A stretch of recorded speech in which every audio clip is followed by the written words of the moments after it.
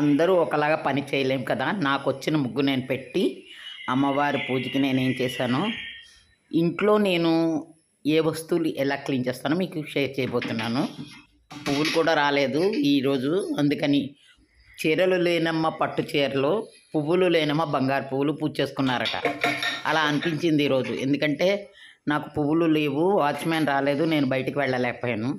సరే ఇంట్లో ఉన్న బంగారు పువ్వులే మళ్ళీ తీసి పూజ చేసేసాను అనమాట. ఒకసారి పాలలో కడిగేసి పూజ చేసి మళ్ళీ క్లీన్ చేసి పెట్టేస్తూ ఉంటాననమాట. అప్పుడప్పుడు ఇలా చేసుకోవడం మరి అలవాటే నాకు. పువ్వులు దొరకనప్పుడు ఏం చేస్తాను చెప్పండి. అయితే శుక్రవారం పూజ అయితే మానను నేను. ఇలాగ కామాక్షి అమ్మవారి పూజ చేసుకున్నాను. ఇలా అమ్మవారికి మంచినీళ్ళు ముందు మంచినీళ్ళు ఇచ్చి స్వాగతం పలకాలి. తర్వాత పంచామృతాలు కలిపాను. తర్వాత వడపప్పు పెట్టాను. ఇవన్నీ నేను రోజు చేసే పనులే. కానీ మీకోసం ఒక్కొక్కసారి చూపెట్టాలనిపిస్తుందనమాట.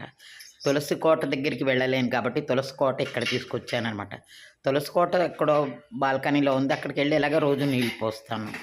సరే ఇది కుంకుమ భరణ అనమాట. అమ్మవారికి ఒక రకంగా చాలా ఫేమస్ అట అమ్మవారికి ఇది. అందుకని ఇది కూడా పెట్టానన్నమాట. పెట్టి ముందు విఘ్నేశ్వరుడికి బెల్లం. ఇప్పుడు నా పూజ ఇలాగ అయిందనమాట.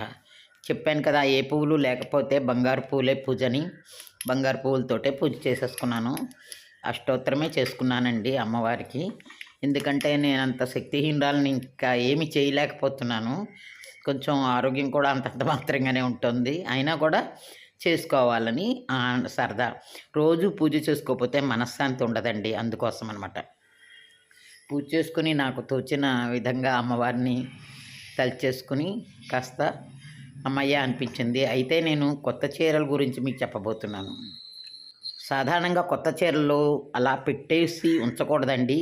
ఎందుకంటే మనము ఫాల్స్ అన్నీ కుట్టేసినా కూడా ఆ చీరలు అలాగా ఉండిపోయి పొరపాటున మనం ఏమైనా అయ్యామనుకోండి, ఆ చీరల మీద మన మనసు పోతుంది.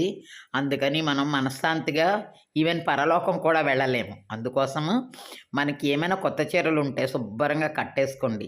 ఎందుకంటే ఒక ఏజ్ అయ్యాక ఎప్పుడు ఎలా ఉంటుందో చెప్పలేని పరిస్థితులు కదా. అందుకోసం కొత్త చీరలు అనేవి దాచుకోకూడదు.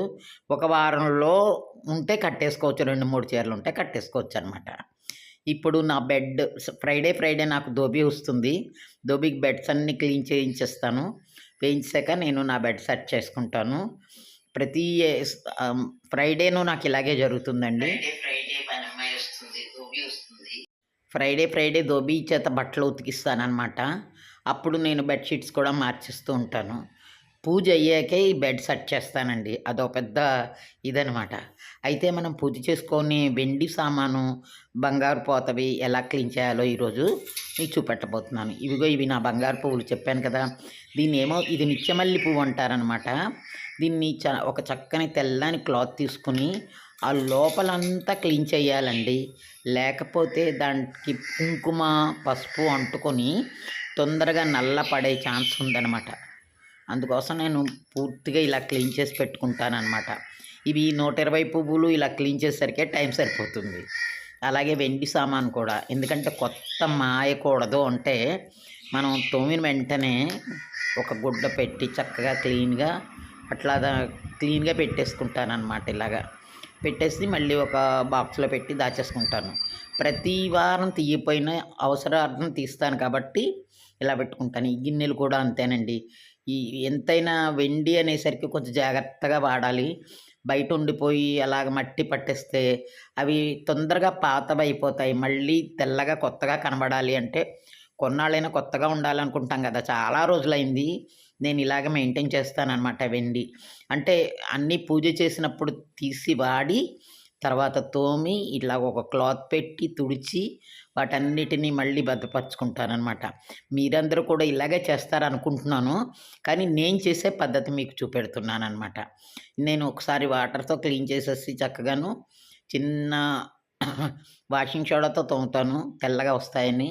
మళ్ళీ ఇలా తోమేసాక ఒకసారి పొడి బట్టతోటి ఇలా తుడిచేసుకుంటాను.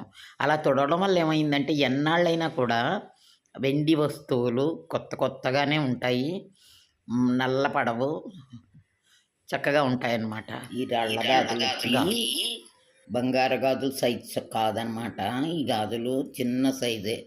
ఇవి పెద్ద సైజ్ అయిపోయి అందుకని బంగారు గాజులు వేసుకుంటే ఇవి ఒక్కొక్కటే వేసుకోవాల్సి వస్తుంది. బంగారు గాజులు తీసేయాల్సి వస్తుంది.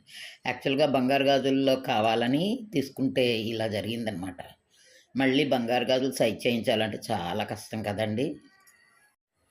ఈ గాజులకి ఈ గాజులకి ఎంత పోటీ ఉందో. ఇవి చిన్నవన్నమాట, ఇలా దూరిపోతాయి ఇలా పెట్టుకుంటే లోపలికి వెళ్ళిపోతున్నాయి అన్నమాట. అందుకని మళ్ళీ చేయించుకోక తప్పదు.